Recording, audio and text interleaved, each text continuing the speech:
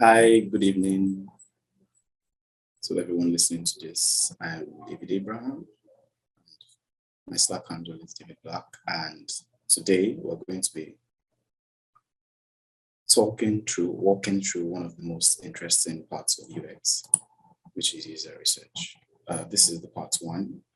There are going to be two other subsequent parts, and at the end of the day, you would have gone through the entire design process. That is empathy, define, ideate, design, and test. So at the end of the third aspect of the user research, you would have gone through all that, and you would have been able to go from addressing a problem to creating a solution. So let's go right into it. Today we'll cover the introduction to user research. We'll consider categories and methods of research. We'll talk about a research plan, which I'm sure that many of you have been worried about all day. Then we'll talk about recruiting participants. Yes, there's a way to do it. And we'll talk about conducting interviews the right way. And we'll also look at the tools we use for this stage.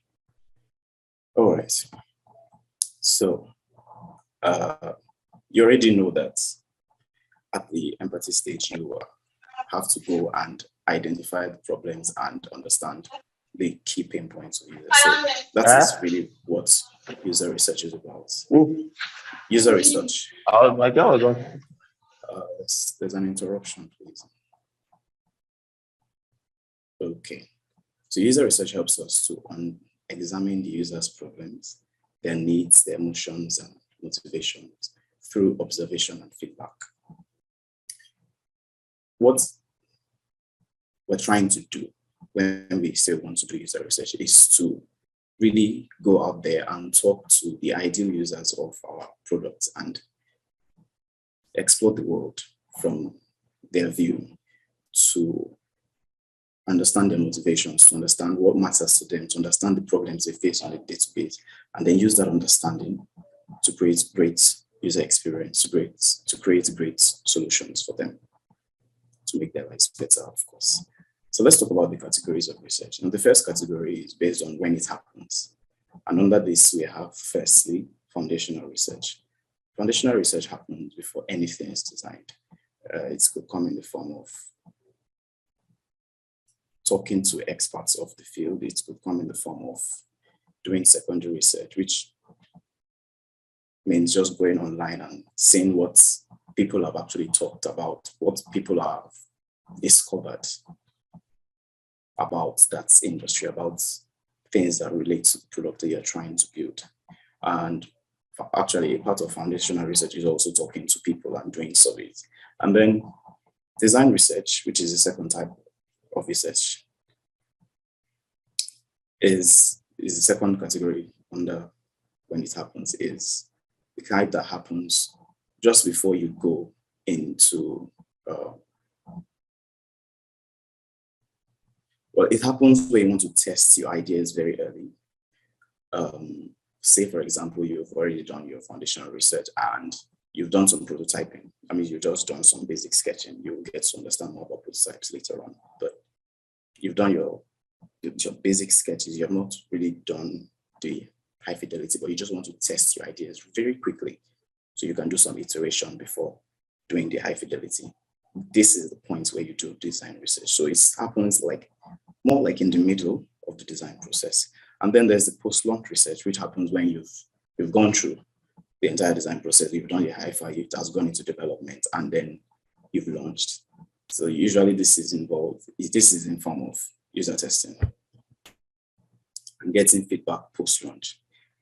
And then there's also a category that is based on who conducts the research. And then there's primary research. In primary research, you actually go out there, meet the users, and find answers yourself. And then secondary research is where you go online or go through what people have done in the past, or maybe even read through books and use information that somebody else has done primary research before. And then the third category is based on the data type. First one is the qualitative research. This focuses on observing a small number of people, understanding their needs, emotions, and motivation. Now, the kind of data that you collect in qualitative research is usually in form of words, in form of experiences, in form of values, etc. And then there's quantitative research, which focuses on data that can be gathered by counting and measuring. And you usually get this kind of responses, this kind of data through surveys of a very large amount of people. Now, the best kind of user research that you want to do is the combination of both qualitative and quantitative. So you go out there, you get to talk to people, you hear their experiences, and then you back up those as what you've heard with some quantitative, with some numbers. Okay. So there are three main research methods. There are interviews. This is where you recruit people, which we're going to be talking about a little later. And then you talk to them. You ask them questions. Now, this is I'm beginning to sound like a broken record. So yeah, you ask questions about their experiences and you get detailed feedback by asking follow-ups, by asking why, saying how, and just listening to them at length. And then surveys, like I said before, they used to solidify the understanding of a problem by conducting surveys for a very large crowd. And then usability studies, they used to get feedback on prototypes or products. Excuse me. So those are the main research methods that you need to know now. There are others, but this is just about enough for your level. Okay, we should also talk about the qualities of a good researcher, because there are soft skills, so to say, that you should have in order to do this work well. The first is empathy, and empathy is understanding a person's feelings or thoughts in a situation. When I talk about empathy, I always like to separate it from sympathy. Empathy takes a lot more imagination and careful listening than sympathy. So if someone comes and tells me that this shoe is really tight and it pinches, I would say,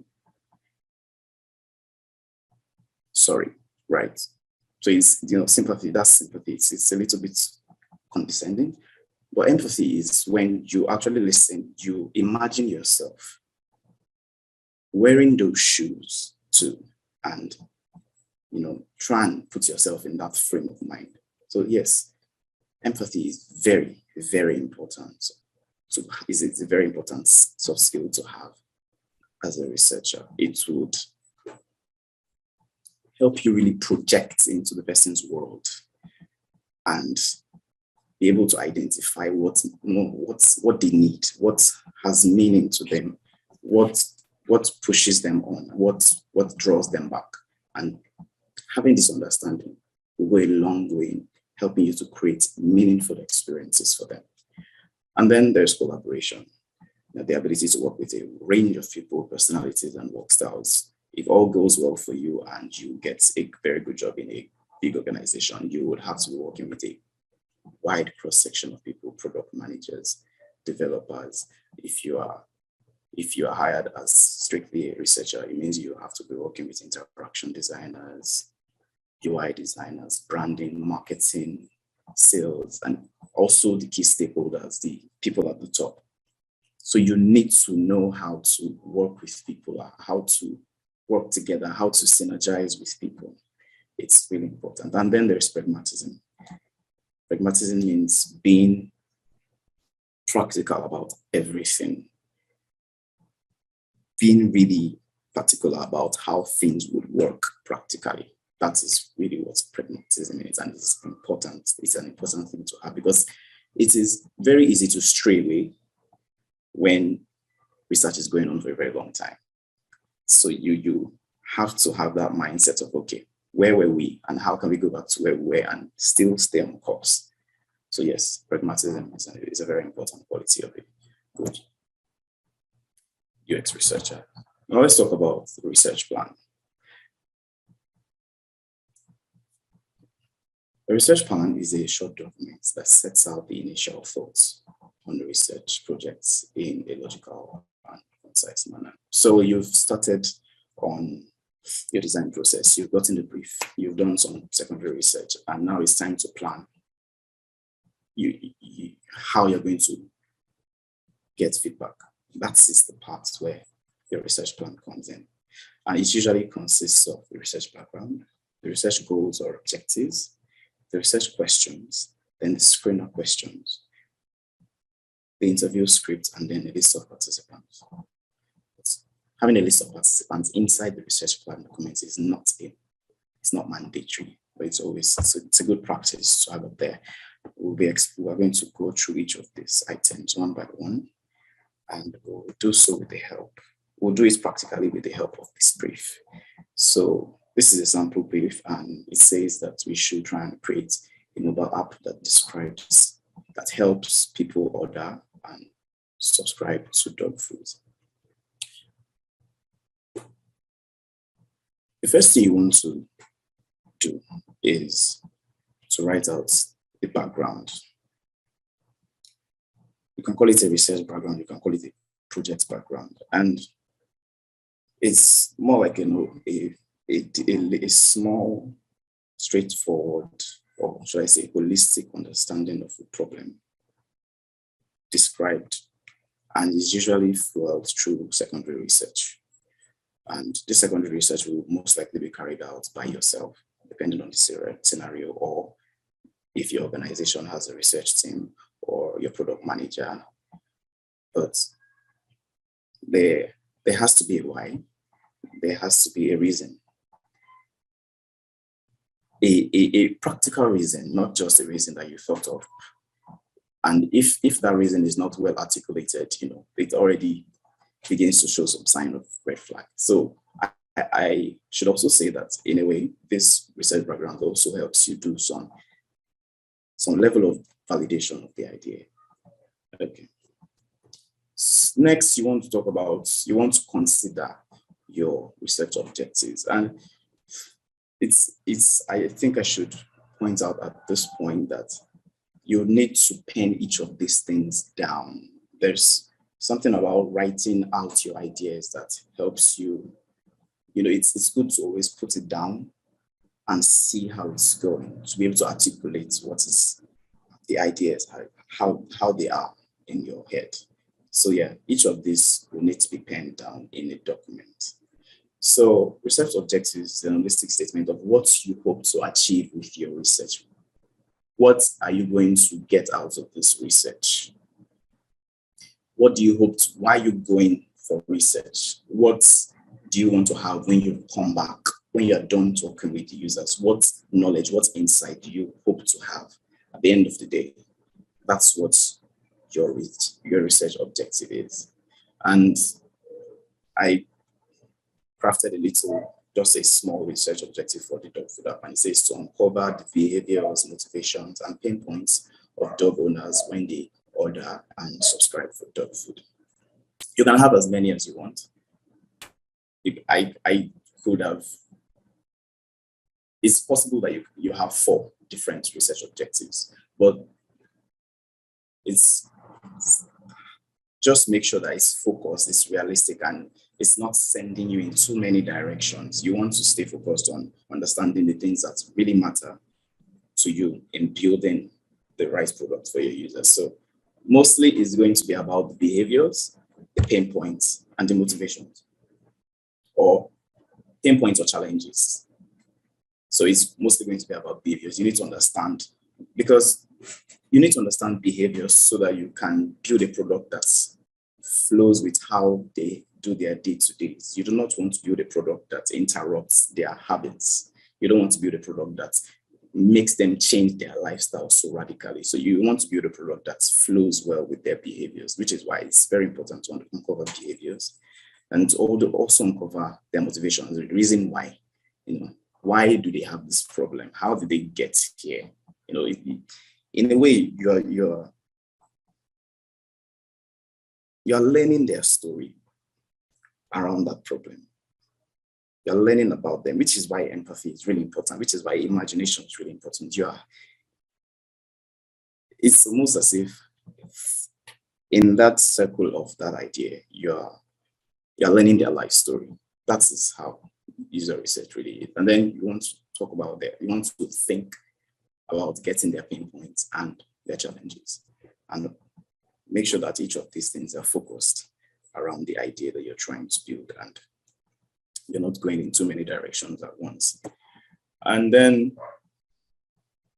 you want to pen down your research questions. This is a draft of questions that you hope to get answers to when you are done with your research. Now, these are not the same as interview questions. These are more like the questions that will lead to the interview questions. You want to write out the things you're curious about when it comes to this research, and you can have as many as you want. You really can have as many as you want, but at the same time, try and stay focused on what matters the most to building the right thing. And then after that, let's talk about screener questions. Now, screener questions help you get the right people to speak with. Not everybody is your ideal user. Not everybody is your ideal user. One of the best practices that they say in design is to design for one person, precisely one person, one very, very real person. Design is, that's what they say. Design a solution for one person and make sure that it makes sense to that one person. So never hope that everybody is going to use design. Now, this does not mean that you shouldn't make the design accessible to make it usable to as many people, irrespective of their backgrounds, their disabilities, etc. No. What I'm trying to pass across here is that make sure that your solution is useful to at least one person, and let that person be real. At least one person be able to say that, yes, this solves my problem. And having screener questions before your interview helps you to achieve that. Also, it helps you to get the right feedback. So once you identify the right person who your product is for, you want to now talk to them, and screener questions help you do that. So there are questions that help you recognize the ideal set of users to interview. That is your representative sample. Your representative sample is a subset of the target audience that seeks to accurately reflect the characteristics of your larger group. And you choose your interview participants based on the answers you get to the screener questions. So I did some screener questions for the dog food app as an example. So a good screener question will be, do you have a dog? And have you bought anything online? Now, if they answer yes to these two, means that they are closer to who your ideal user would be. And if they answer no to these two, it means they're farther from it. It's really simple. Just think about it.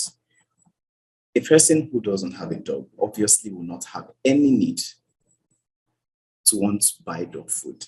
Most times, of course, there are special cases. Maybe, okay, so I don't have a dog, but maybe a friend asks me to help him out because maybe he's ill. And that's a different case. But talking about the ideal user, the everyday user, yeah.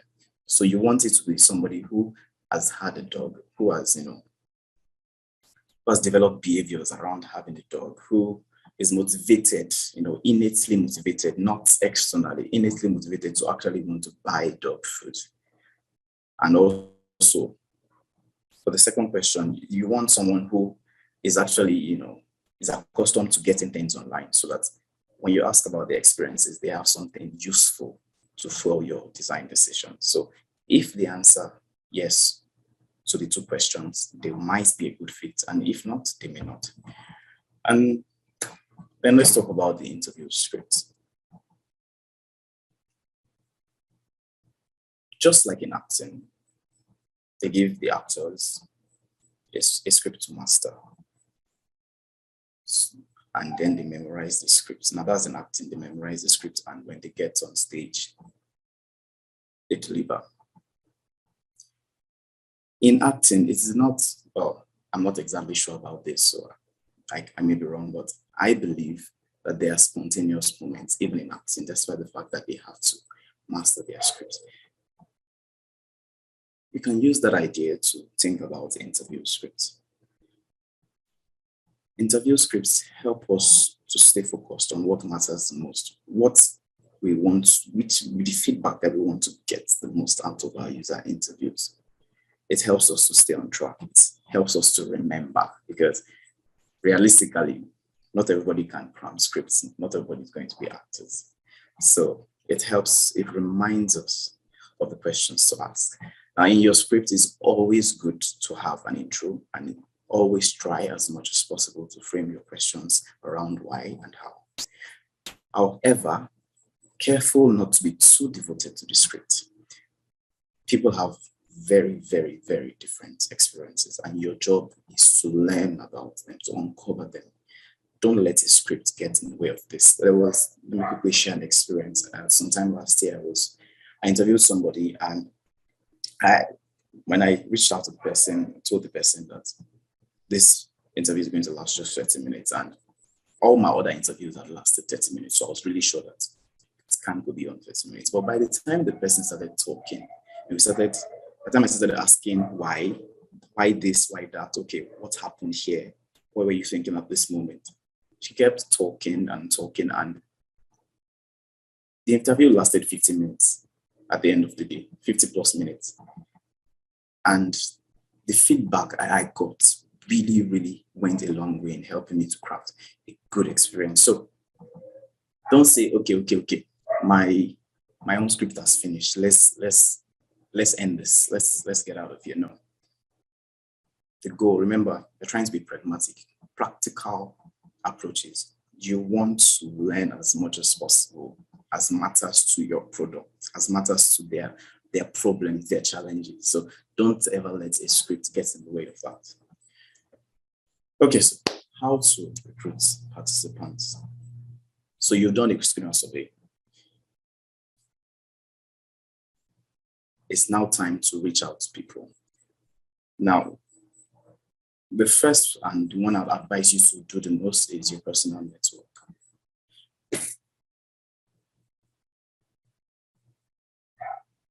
If you're working in an organization, if you're working in a big organization, an organization that is design mature, you most likely get a budget to recruit people, invite them over, even offer them coffee, get a very nice place to have the interview. But you're not there yet, yeah. So you want to be flexible within the constraints that have been made, that you have found yourself in. So I would say that for this task, you want to reach out to your friends. But remember that in as much as you want to leverage on your personal network, don't forget to present them with your screener survey to determine that they meet the requirements for your product. Yeah, so you reach out to them, you give them the survey. If their responses are satisfactory to what your research needs are, and then you invite them to the interview. So that is how you should go about it. But there are other ways. If you are working in an organization that has already shipped a product, you would already have an existing user base. So in that case, you can recruit participants from there. And then you can actually find participants to test your product online and to also find people to interview online. Some websites that offer that include usertesting.com and userinterviews.com. Also, there are recruiting agencies, organizations that are devoted to helping you find research participants. And you pay, of course. So now let's talk about how to conduct interviews well. Now, before the interview, prepare and go over your interview scripts. It will always be a good idea to go over your work. Just like in school, when you're done with your theory and your OBJ, and you still have time, you go over it again, and very likely you'll find mistakes that you've made. So you want to also bring that idea into the work you do in research. So you go over your interview scripts, look for discrepancies and correct them, and then get everything you need for the interview. If you need notes, if you need recorders, get everything you need before time. Don't wait till the person gets on the Google Meet or walks into the interview center before you start running helters. Okay, let me not use that word. Start running up and down to get what you need. And then practice the delivery of questions. Think of how you're going to frame the questions in a way that would make sense to them. And also think of, how would I interpret this question?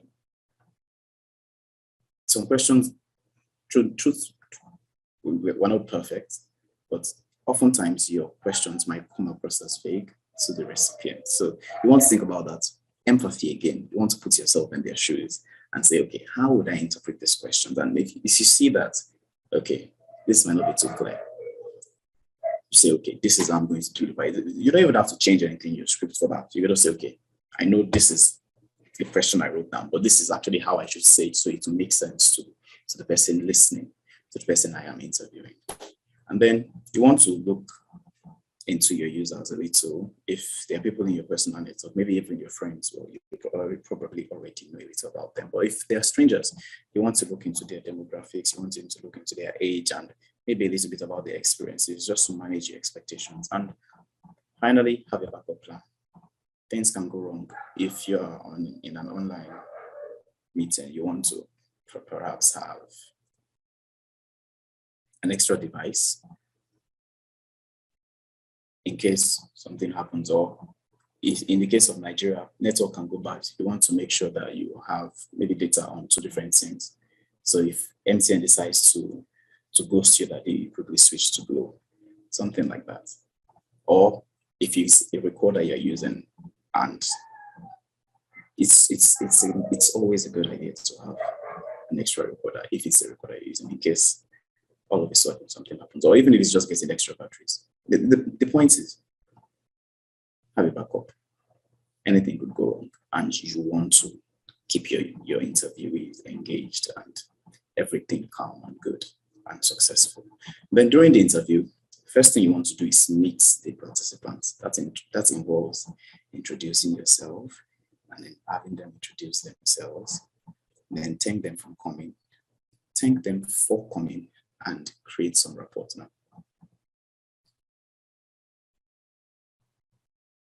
It's very important that you put your participants in a very open mood, in a very comfortable mood, so that they are able to share their experiences. At the end of the day, you are prying to an extent anyway, because for some researchers, you would have to ask about some things that happened in their personal lives. You might have to ask about their age. I remember once asking about the age of the participant, and I did that because I really needed it.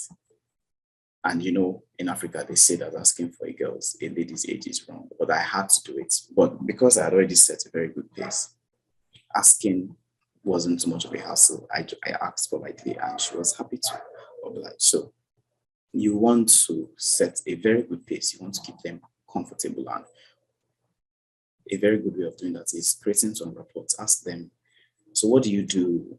How was your day? What are your hobbies? Let them share the superficial stuff. Let them be comfortable in sharing stuff, and make sure to listen. Listen all the way. Your job is to listen. It comes easy to some, doesn't to others, but either way, now that you need to have it, try as much as possible to be a good listener. Don't interrupt. Let them finish. Even if they talk for 2 minutes straight, keep saying, I'm listening. Go on. And what happened next? Just open your ears. Then ask open-ended questions. Don't ask leading questions. Leading questions are questions that influences the person's thoughts to your train of thought. You want to avoid that. You want to ask. Rather than asking, did you like this experience? You want to ask, how did you feel about this experience? You want to ask, instead of asking, did you feel bad about this? You want to ask, how were you feeling at the moment? Or you don't want to ask, were you happy? Did this app make you happy? No, you want to ask, what was your experience while using the app? Neutral questions, open-ended, questions that can go either way. And then you want to ask follow-ups. So if they say, I felt really bad, and then you say, can you tell me why? And then when they tell you why, and you pick up a phrase that they mentioned, and you say, what were you thinking at this point? So you just ask follow-ups. And when you ask your follow-ups, let them talk. It's really important to let them talk. And then take notes. You want to take notes of compelling quotes, things that they said that really struck you. You want to take notes of observations, body languages. Yes, you want to literally write, they moved in a certain way, or they frowned at this point. You want to write things like that. It helps you understand the emotional experience and how serious, how deep the pain point is. These types of things will always help. You can also record, but make sure to tell them that you're going to record. I think in America, there's a law against it. Hello? Okay. So you want to record, but make sure you ask for permission. And then at the end of everything, ask them, do you have any other thing to say, any other feedback, anything at all that you want to say? So give chance for final thoughts and comments, and then thank them again. And also leave the door open for them to contact you in the future if they thought of anything that they didn't think of during the interview. So useful tools for this stage: Google Suite, Google Docs for writing your research plan, then Google Sheets for analyzing your form responses, and then Google Forms for your surveys. And then my role is for research analysis, and it's a whiteboarding tool, and FigJam 2 is a whiteboarding tool. FigJam belongs to Figma, but this time it's for whiteboarding. And then I did some templates for you guys. So there's an interview mail template, and then there's a research plan template. Please don't copy word for word. Please, it's supposed to guide you and see how to organize the structure of your research plan and your interview mail. Inside the research plan, okay, let me quickly go through it so that you know what to expect. So, oh dear.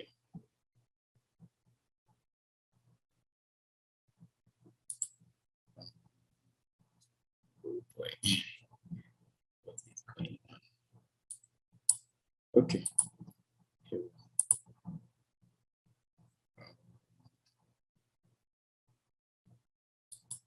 Let me quickly stop sharing and then we share again so that you can see.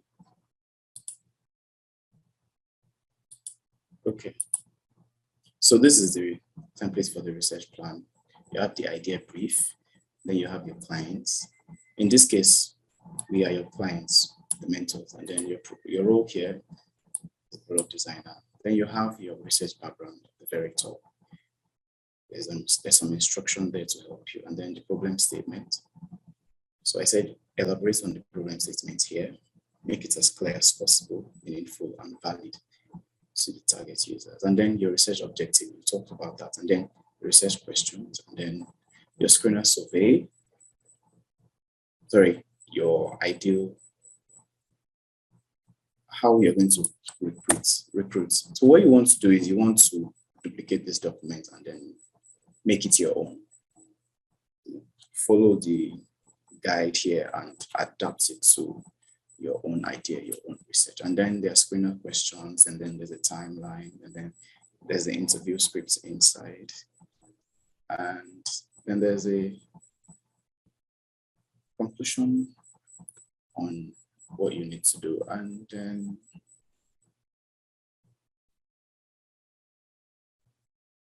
let me switch to share the whole screen. Okay, so you also have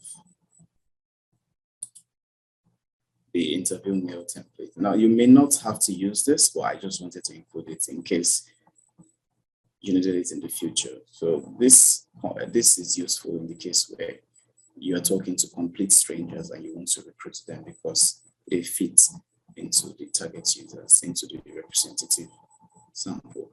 So your name, you tell them the product you're working on, and then you appreciate them a little, and then you tell them where, you tell them the dates, you tell them the time, you tell them how long, and then you also mention that with their permission, you will record the interview, and then you leave the door open for questions, and then you leave a call to action if you're interested.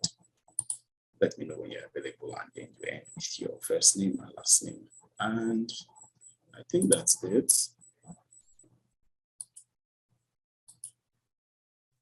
Yeah. Okay. Yeah, that's it. Brings us to the end of the very first class on user research.